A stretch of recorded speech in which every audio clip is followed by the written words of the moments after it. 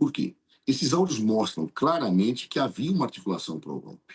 Mas mais, observe-se, isso é num momento específico, que é exatamente o momento em que Bolsonaro chama os militares para articular o golpe e recebe um não de duas forças e o sim só da Marinha.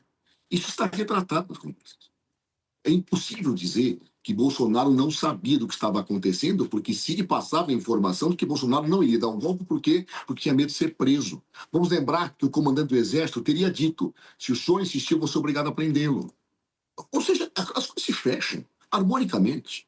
Então, portanto, onde está o problema desses áudios? Na versão política de Jair Bolsonaro, de que não havia golpe. Ah, claro que havia.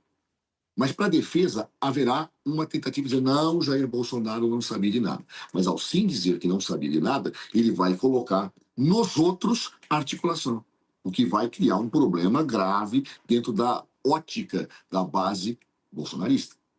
Mas seja como for, isso me parece muito claro. Esses áudios não servem para a defesa, em hipótese nenhuma, servem justamente para demonstrar um processo, uma etapa de um processo de articulação do golpe.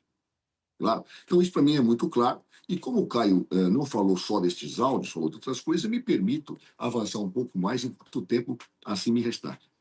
Há uma diferença muito clara entre o que acontecia na Lava Jato e o que acontece agora.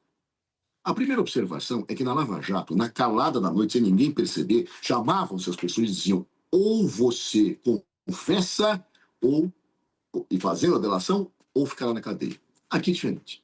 Houve uma delação. Cid sai da cadeia e acontecem duas coisas. Ele começa, para os seus amigos, tentar desacreditar o que ele tinha dito, e ao mesmo tempo a Polícia Federal avança nas investigações e descobre fatos que são incompatíveis com o que ele disse. Isto faz com que, primeiro, ele tenha quebrado o sigilo da delação. Segundo, mostrava que aspectos ele não tinha dito, o que, obviamente, levaria a cair a delação e a situações graves para ele. A Polícia Federal havia pedido a prisão, o Ministério Público havia pedido a prisão. E então, o ministro Alexandre de Moraes chama ele, gravado, mostra. Alexandre de Moraes não é um imbecil, Alexandre de Moraes é um homem culto, foi promotor de justiça, conhece direito fantasticamente bem para saber o que estava fazendo.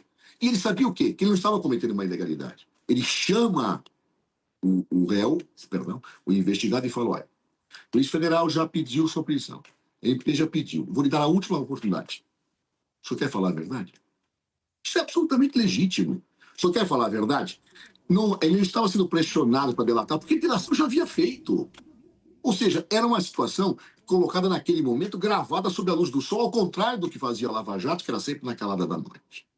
Poderia, meu tempo já se acaba, poderia prolongar sobre outros aspectos que o Caio falou. Mas respondendo objetivamente a pergunta, atinge a versão política de que não havia golpe. Bolsonaro cada vez mais vai ter que dizer: olha, até tinha lá, mas eu não sabia. Isso é delicadíssimo. Primeiro porque é evidente que ele sabia. As provas são claras, evidentes. Mas mais que isso, aqueles que serão traídos por ele com esse processo vão dizer: peraí, o senhor está querendo sair na boa e eu vou ficar atrás das grades? Esse é o problema político que vai se colocar.